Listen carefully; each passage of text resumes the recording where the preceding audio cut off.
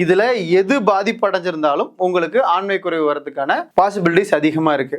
குறிப்பா மூளை. இப்போ நான் கீழே கமெண்ட்ஸ்ல பாத்தீங்கன்னா நிறைய பேர் சொல்லியிருப்பாங்க, இதெல்லாம் நீங்க சொல்றதெல்லாம் பொய், இதெல்லாம் உருட்டுகள், கதை உருட்டுகள் அப்படின்னு சொன்னாங்க.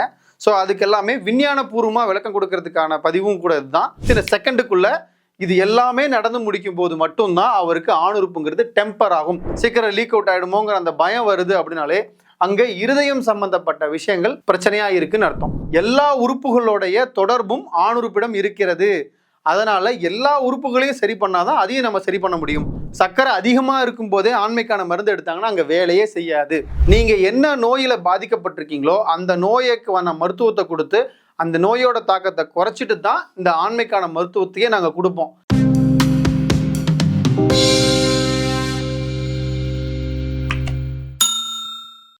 அனைவருக்கும் வணக்கம்.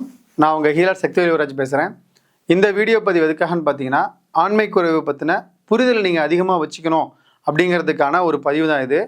முதல்ல ஆண்மை குறைவு வரதுக்கான காரணங்கள் நிறைய இருக்குது. அது நான் ஒரு லிஸ்ட்டே போட்டு வச்சுருக்கேன். இவ்வளோ லிஸ்ட் இருக்குது. இதில் எது பாதிப்படைஞ்சிருந்தாலும் உங்களுக்கு ஆண்மை குறைவு வரதுக்கான பாசிபிலிட்டிஸ் அதிகமாக இருக்குது. குறிப்பாக மூளை. நான் போன தடவை ஒரு வீடியோவில் சொல்லியிருப்பேன், முதல்ல ஒரு ஆண்மகனுக்கு ஆசையை தூண்டுறது மூளை. தூண்டினதுக்கப்புறம் இருதயம் நல்லா பம்ப் பண்ணும். பம்ப் பண்ணுறதுனால கல்லீரல் நல்லா சப்போர்ட் பண்ணுறதுனால தான் ஆணுறுப்பு நல்லா டெம்பர் ஆகுதுங்கிற ஒரு விஷயத்த சொல்லியிருப்பேன். இப்போ நான் கீழே கமெண்ட்ஸில் பார்த்தீங்கன்னா நிறைய பேர் சொல்லியிருப்பாங்க, இதெல்லாம் நீங்கள் சொல்கிறதெல்லாம் பொய், இதெல்லாம் உருட்டுகள், கதை உருட்டுகள் அப்படின்னு சொன்னாங்க. ஸோ அதுக்கு எல்லாமே விஞ்ஞான பூர்வமாக விளக்கம் கொடுக்கறதுக்கான பதிவும் கூட இதுதான். ஓகே, ஃபஸ்ட்டு மூளை எப்படி செயல்படுது அப்படின்னு பார்த்தீங்கன்னா, ஒரு உதாரணத்துக்கு ஒரு ப்ளூ ஃபிலிம் பார்க்குறீங்க, ஒரு ஆபாச படம் பார்க்குறீங்க அப்படின்னா, பார்த்து வித்தின் செகண்டுக்குள்ளே நம்ம ஆணுறுப்பு டெம்பர் ஆகுது இல்லைங்களா? அது ஏன் ஆகுது, எப்படி ஆகுதுங்கிறதுக்கான சயின்டிஃபிக் எக்ஸ்ப்ளனேஷன் தான் இது. குறிப்பாக முதல்ல மூளை பார்க்குறதன் மூலிமா செய்தி மூளைக்கு போகுது இல்லையா? ஹைப்போதேலமஸ்ங்கிற ஏரியாவிலிருந்து கொனாடோட்ரோபின் ரிலீசிங் ஹார்மோன் ரிலீஸ் ஆகும். இது ரிலீஸ் ஆனதுக்கப்புறம் பிட்யூட்டரி கிளாண்டுக்கு என்ன ஆகுன்னு பார்த்தீங்கன்னா, அதில் ஆன்டீரியர் போஸ்டீரியர் 2 பார்ட் இருக்குது. இதில் செக்ஸுவல் ரீப்ரொடக்ஷன் சிஸ்டத்துக்கு ஹெல்ப் பண்ணக்கூடியது ஆன்டீரியருங்கிற பார்ட் தான். இது என்ன பண்ணுன்னு பார்த்தீங்கன்னா, FSH, LH, அதாவது ஃபோலிக்கல் ஸ்டிமுலேட்டிங் ஹார்மோன், லூட்டனைசிங் ஹார்மோனுங்கிற 2 விஷயத்தை இது உருவாக்குறதுக்கு சப்போர்ட் பண்ணும். அதிலிருந்து பார்த்தீங்க அப்படின்னா பெண்களுடைய ரீப்ரொடக்ஷன் சிஸ்டத்துக்கு, அதாவது பெண்களுடைய அந்த இனப்பெருக்க உறுப்புகளுக்கு பார்த்தீங்கன்னா இந்த FSH, LHக்கு 2 ஹார்மோனுமே தேவைப்படும். ஆனால் ஆண்களுக்கு இந்த லூட்டனைசிங் ஹார்மோனுங்கிற இந்த ஒரு ஹார்மோன் மட்டும் இருந்தால் போதும்.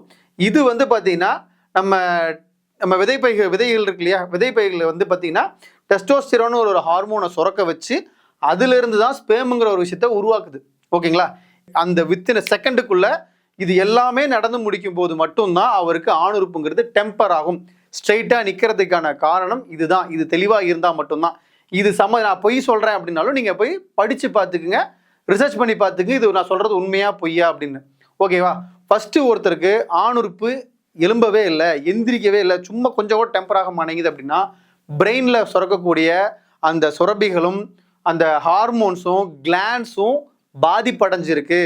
ஏன் இந்த பிரெயினால் ஆண்மை குறைவு, மூளையினால் ஆண்மை குறைவு வருதுன்னா, கடுமையான மன உளைச்சல், அதிகப்படியான கடன் சுமையினாலேயோ, அதிகப்படியான குடும்ப பிரச்சனையாலேயோ, அதிகப்படியான பொருளாதார சூழ்நிலையாலேயோ கடுமையான மன உளைச்சலுக்கு ஆளாகி அவங்க ரொம்ப சிரமப்பட்டதுனால என்ன ஆயிருக்குன்னா, மூளையில் இருக்கக்கூடிய திரவங்களும் இந்த சுரக்கக்கூடிய ஹார்மோன்ஸும் கிளான்ஸும் ரொம்ப பாதிப்படைஞ்சதுனால மட்டும்தான் அவங்களுக்கு இந்த பிரச்சனை வரும். சுத்தமாக டெம்பரே இருக்காது. அடுத்தது என்ன ஆகும்னு பார்த்தீங்கன்னா, இந்த மாதிரி மூளை சம்மந்தப்பட்ட பிரச்சனை இருக்கவங்களுக்கு வாழ்க்கை மேலே எந்த ஒரு பிடிப்புமே இருக்காது, வேலை செய்கிறதுல எந்த ஒரு நாட்டமும் இருக்காது. அடுத்தது பார்த்தீங்க அப்படின்னா, ஏதோ ஒரு வேலை செஞ்சால் கூட கடமைக்கே வேலையை செய்வாங்க, முழுமையாக வேலை செஞ்சு முடிக்க மாட்டாங்க. வேலை செய்வாங்க, இன்ட்ரெஸ்டாக ஒரு வேலையை செய்வாங்க, பாதியிலேயே அதை செய்யணுமா செய்ய வேண்டாமா அப்படிங்கிற நெகட்டிவ் ஒப்பீனியனுக்கு போய் அந்த வேலையை அப்படியே விட்டுருவாங்க. கடமைக்கேன்னு வேலை செய்வாங்க, கடமையேன்னு வேலை செய்வாங்க.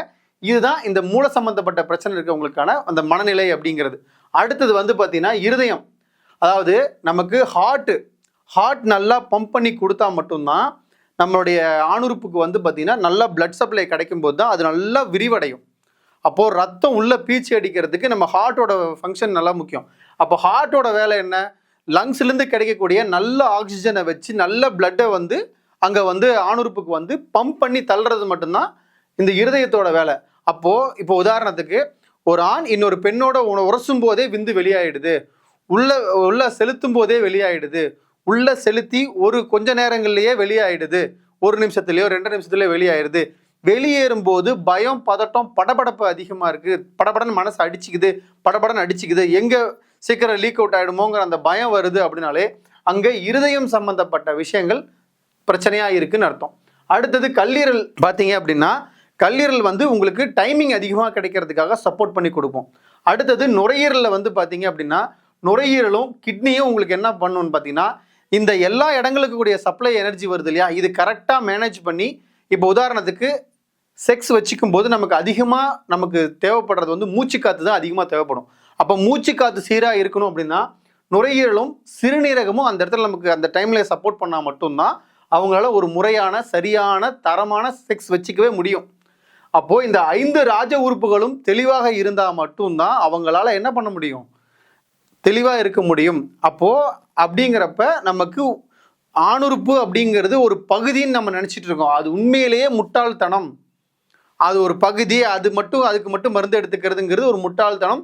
எல்லா உறுப்புகளுடைய தொடர்பும் ஆணுறுப்பிடம் இருக்கிறது. அதனால எல்லா உறுப்புகளையும் சரி பண்ணாதான் அதையும் நம்ம சரி பண்ண முடியும். அது தாண்டி இருக்கக்கூடிய விஷயங்கள் என்னன்னு பார்த்தீங்கன்னா, உங்களுக்கு கடுமையான நாள்பட்ட வயிற்றுப்புண் அல்சர் இருந்தாலும், கிரானிக் அல்சர் இருந்தாலும் ஆண்மை குறைவு வரும். கிரானிக் ஸ்கின் டிசீஸ் ரொம்ப நாள்பட்ட தோல்வியாதிகள் இருந்தாலும் ஆண்மை குறைவு பிரச்சனை வரும். அடுத்து சுகர், டயபெட்டிஸ். சுகர்லேயே 2 வகை இருக்குது. ஒன்று வந்து மதுமேகம், இன்னொன்று வந்து பிரமேகம். மதுமேகம் அப்படிங்கிறது ஜெனட்டிக்கலாக நம்ம வந்து சாப்பாட்டு முறை மூலியமாவோ இல்லை பரம்பரை வியாதியாவோ வர்றது. இது வந்து பார்த்திங்கன்னா சர்க்கரை, இதில் வந்து இந்த இன்னும் ஹைலைட் என்னென்னா, இந்த மதுமேகம் சொல்லக்கூடிய இந்த சர்க்கரை நோயாளிகள் சர்க்கரையோட அளவை குறிப்பாக HbA1c எடுக்கிறாங்க அப்படின்னா குறைஞ்சபட்சம் 7, 6.5 அந்த ரேஞ்சில் கொண்டு வந்துட்டா அதுக்கப்புறம் அவங்க ஆண்மைக்கான மருந்து எடுத்தாங்கன்னா அது ஒர்க் அவுட் ஆகும். சர்க்கரை அதிகமாக இருக்கும்போதே ஆண்மைக்கான மருந்து எடுத்தாங்கன்னா அங்கே வேலையே செய்யாது. சூரியன்லேருந்து வர வெளிச்சம் எப்படி பூமிக்கு படாமல் மேகம் தடுக்குதோ அதே மாதிரி நீங்கள் சாப்பிட்ற எந்த உணவுப் பொருளாக இருந்தாலும், எந்த மருந்தாக இருந்தாலும், நீங்கள் சாப்பிட்ற அந்த மருந்துக்கு கூடிய சக்தியும் சரி, நீங்கள் சாப்பிட்ற உணவுல கூடிய சக்தியும் சரி, இந்த உடம்புல போய் சேர விடாமல் தடுக்க பெறக்கூடிய அந்த ஒரு பொருள் தான் மேகம். அப்போது மேகம் இருக்கும்போது, அதிகப்படியான மேகம் இருக்கும்போது உங்களால் என்ன மருந்துகள் எடுத்தாலும் அதுலேருந்து மீண்டு வெளியே வர முடியாது. சர்க்கரையோட அளவை நல்லா கட்டுப்படுத்தி ஆகணும். அடுத்தது சர்க்கரையில் 2 வகை சொன்னேன், மதுமேகம், பிரமேகம். பிரமேகம் அப்படின்னா என்னென்னா, பிற பெண்களோட செக்ஸ் வச்சுக்கிட்டு ஒரு இப்படி சொல்கிறது, சுகாதாரமற்ற நிலையில் செக்ஸ் வச்சுக்கிட்டு, இல்லை அவங்க பல ஆண்களோட உறவு வச்சுக்கிட்டவங்களா இருந்தாங்கன்னா அவங்களோட செக்ஸ் வச்சுக்கும் போது ஆணுறுப்பில் ஏற்படக்கூடிய இன்ஃபெக்ஷன், அந்த இன்ஃபெக்ஷனால் என்ன ஆகுதுன்னா அங்கே பூஞ்சா மாதிரி வரும், சிகப்பு டாட்டாக வரும், அந்த முன்தோல் வந்து வெடிப்பாக வரும். ஸோ இது வந்து பிரமேகம்னு சொல்லக்கூடியது. இதனாலையும் அவங்களுக்கு சர்க்கரை அதிகமாக இருக்கும். இந்த பிரச்சனைக்கான மருந்து எடுத்து இதை சரி பண்ணால் தான் நம்ம அதுக்கும் போக முடியும். அடுத்தது வந்து பார்த்தீங்கன்னா ஹை பிபி, லோ பிபி இருந்தாலும் ஆண்மை குறைவு வரும். அடுத்தது வந்து பார்த்தீங்கன்னா சொப்பனஸ் கலிதம்னு சொல்லுவோம். அதாவது என்னென்னா, இரவில் விந்து வெளியேறிட்டே இருக்கிறது, டெய்லி நைட் ஃபால் ஆகிட்டே இருக்கும். ஏன் நைட் ஃபால் ஆகுது அப்படின்னா, அதிகப்படியான சூடு, அதிகப்படியான காம உணர்வு, அதிகப்படியான தேகியாக இருக்கணும். ஏன் அந்த இடத்துல விந்து டெய்லி வெளியாகுது அப்படின்னா, விந்தோட வந்து பார்த்தீங்கன்னா விந்து வந்து செமிசாலிடாக தான் இருக்கணும். அதாவது டோட்டல் லிக்விடாக இருக்கக்கூடாது, ஒரு மோர் மாதிரியோ இல்லை மாதிரியோ இருக்கக்கூடாது, நல்ல திரவம் மாதிரி இருக்கணும், பசை மாதிரி இருக்கணும். இவங்களுக்கு என்ன ஆகுதுன்னா, அதிக உஷ்ணத்தால் விந்து வந்து என்ன ஆகுதுன்னா நீர்த்து போயிடுது. நீர்த்து போகிறதுனால அந்த நரம்புகள் வழியாக சீக்கிரமாக ஊடுருவி வெளியே வந்துடும். அப்போது விந்து கெட்டிப்படுத்தி அந்த நைட் ஃபாலை கண்டிப்பாக ஸ்டாப் பண்ணி ஆகணும். அந்த சொப்பனஸ் கலிதம்ங்கிற இரவு நேர விந்து வெளியேற்றத்தை தினசரி இருந்தது அப்படின்னா அவங்களுக்கு இடுப்பு எலும்புலேருந்து உடம்பு இழைச்சி போயிடும், உடம்புல ஒன்றுமே இருக்காது, அவங்களால வந்து நிம்மதியான வாழ்க்கையும் வாழ முடியாது.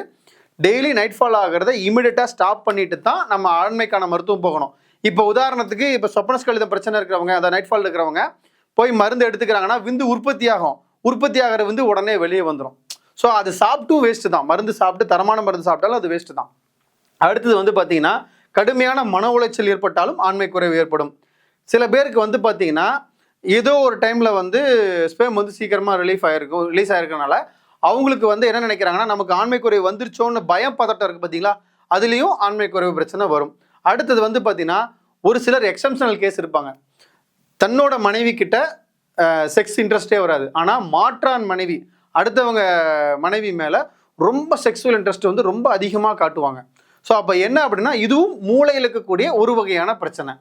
அடுத்தது வந்து பார்த்தீங்கன்னா ஹோமோசெக்சுவல்ஸ் இருக்காங்க இல்லையா, ஓரின சேர்க்கையாளர்கள், இவர்களுக்கும் ஆண்மை குறைவு வரும். ஏன் வருது அப்படின்னா, ஒரு ஆண் இன்னொரு ஆணோட சேரும்போது ஆசன வாயில தான் அவங்க வந்து புணர்ச்சி ஏற்படுறாங்க. அப்படி ஈடுபடும் போது ஆசன வாயுவில் இருக்கக்கூடிய பாக்டீரியாஸ் இவங்களுடைய ஆணுறுப்பை தொற்று ஏற்பட்டு அதன் மூலியமாகவும் இவர்களுக்கு வந்து பிரச்சனை அதிகமாகி ஆணுறுப்புல ஃபுல்லாக இன்ஃபெக்ஷன் ஆகி அவங்களுக்கு வந்து இதில் வந்து என்ன ஆகுதுன்னா சுகாதாரமற்ற முறையில் சூழ்நிலை செக்ஸ் வச்சுக்கிட்டு வரவங்களாலும் சரி, இந்த ஆசன வாயில ஓரின சேர்க்கையாளர்களாக இருந்தாலும் சரி, இவங்களுடைய இருவருக்குமே வந்து பார்த்தீங்க அப்படின்னா இந்த டிசீஸ் இருக்கு இல்லையா, செக்ஸுவல் டிரான்ஸ்மிஷன் டிசீஸ் இருக்கு இல்லையா, இதை கியூர் பண்ணிட்டு தான் நம்ம அடுத்ததுக்கே போக முடியும்.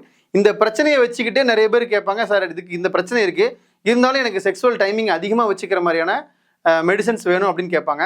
தயவு செஞ்சு அது ஒரு மிகப்பெரிய முட்டாள்தனம், அந்த தவறை செஞ்சிடவே கூடாது. இப்போ இது எல்லாமே உங்களுக்கு ஒரு தரமான விளக்கமாக இருக்கும்னு நான் நம்புகிறேன். மேலும் நீங்கள் எங்களை தொடர்பு கொண்டு எங்ககிட்ட மருத்துவம் எடுக்கணும்னு நீங்கள் விருப்பப்படுறீங்க அப்படின்னா என்னோட கிளினிக் நாமக்கல் மாவட்டம் திருச்செங்கோட்டில் இருக்குது, சரிங்களா. சேலத்துக்கு ரொம்ப அருகாமையில். என்னுடைய ஹாஸ்பிட்டல் பேர் வந்து பகலவன் சித்தா ஹெல்த் சென்டர், சரிங்களா. சித்த மருத்துவமனை தான் நாங்கள் நடத்திட்டு இருக்கோம். நாங்கள் செய்யக்கூடிய மெடிசின்ஸுக்கு நாங்கள் மெடிக்கல் லைசன்ஸ் வச்சுருக்கோம். அடுத்தது வந்து பார்த்தீங்க அப்படின்னா இந்த வீடியோ இன்கேஸ் வைரல் ஆயிடுச்சு அப்படின்னா நிறைய பேர் எனக்கு காண்டாக்ட் பண்ண முயற்சி பண்ணுவீங்க. தயவு செஞ்சு ஒரு விஷயத்தை மனசில் வச்சுக்கோங்க, இந்த நம்பரை எடுத்து சேவ் பண்ணி வச்சுக்கோங்க. ஒரு வாரமோ 10 நாளோ 15 நாளோ கழித்து எனக்கு கால் பண்ணுங்கள், இல்லை பேசுங்க, இல்லை வாட்ஸ்அப் பண்ணுங்கள். முடிஞ்ச வரைக்கும் எல்லாருக்கும் இதுக்கு வாட்ஸ்அப் பண்ணுங்கள். வாட்ஸ்அப் பண்ணிட்டீங்கன்னா ஒரு 4 நாளோ 5 நாளோ ஒரு 10 நாளோ எனக்கு தொடர்ந்து ஒரு நாளைக்கு 300-400 ஃபோன் வருது. எல்லா ஃபோன் கால்ஸையும் எங்களால் அட்டன் பண்ண முடியாது. விடிய கூட ஃபோன் கால் வந்துட்டு இருக்கோம். அது எல்லாத்தையுமே எங்களால் அட்டன் பண்ணி பேச முடியாதனால தயவு செஞ்சு புரிஞ்சுக்குங்க. இந்த நம்பருக்கு வாட்ஸ்அப் பண்ணுங்கள். வாட்ஸ்அப் பண்ணிட்டு நீங்கள் வந்து வெயிட் பண்ணுங்கள், நாங்கள் வந்து உங்களுக்கு காண்டாக்ட் பண்ணுறோம்.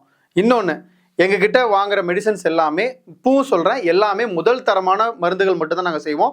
குறிப்பாக வந்து பார்த்தீங்கன்னா முன்னாடி வீடியோவில் சொன்ன மாதிரி தான், சாலாமிசிரிங்கிற ஒரு பொருள் விற்குது.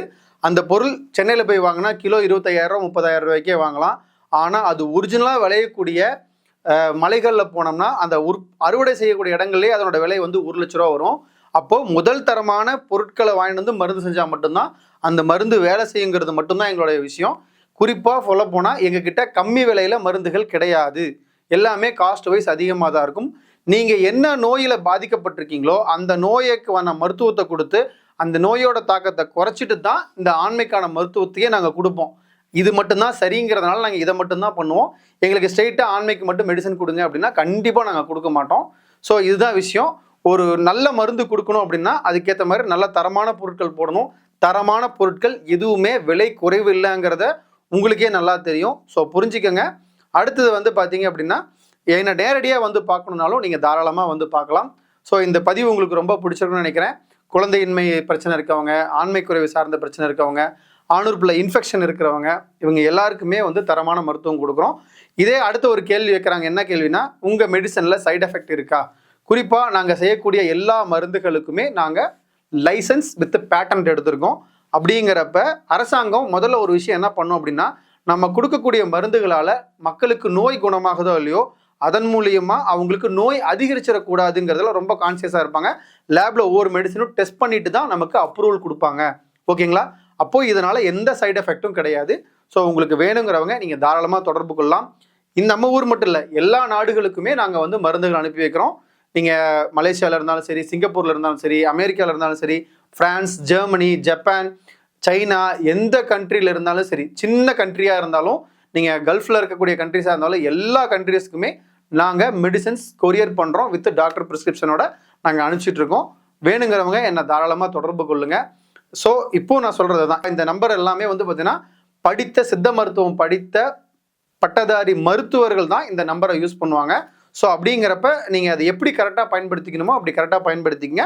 அவங்களுக்கும் சிரமம் கொடுக்காம நீங்களும் சிரமத்தை ஏற்படுத்திக்காமல் கண்டிப்பாக நாங்கள் எங்ககிட்ட நீங்கள் வந்துட்டீங்கன்னா கண்டிப்பாக நாங்கள் உங்களை தொடர்பு கொள்வோம். மேலும் இந்த பதிவு உங்களுக்கு ரொம்ப பிடிச்சிருக்குன்னு நினைக்கிறேன். இது போன்ற நல்ல நல்ல தகவல்களை தெரிஞ்சுக்கிறதுக்கு நம்ம யோகம் சேனலை சப்ஸ்கிரைப் பண்ணுங்கள். மருத்துவம் சார்ந்த அறிவு, மருத்துவம் சார்ந்த புரிதல்களுக்கு எங்களை ஃபாலோ பண்ணுங்கள். நன்றி, வணக்கம்.